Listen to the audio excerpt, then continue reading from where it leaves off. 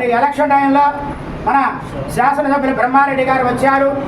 అదేవిధంగా స్వామి సీతారాముల వారు ఆజ్ఞించారయ్యా మీరు గెలుస్తారు, తప్పకుండా విజయం సాధిస్తారని. అలాగే భగవంతుడు ఆయనకు అనుగ్రహించారు ఆ సీతారామ వారు.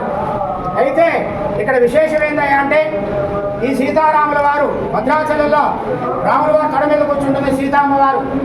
ఇక్కడ కూడా విశేషంగా ఉంటుంది. నేను సుమారు 8 సంవత్సరాలైంది ఈ దేవాలయం తిరిగి. అయితే ఈ దేవాలయంలో ప్రత్యేక జనం రారండి కాబట్టి ఆలయాన్ని పట్టుకొని ఇక్కడ నిలబడ్డాను.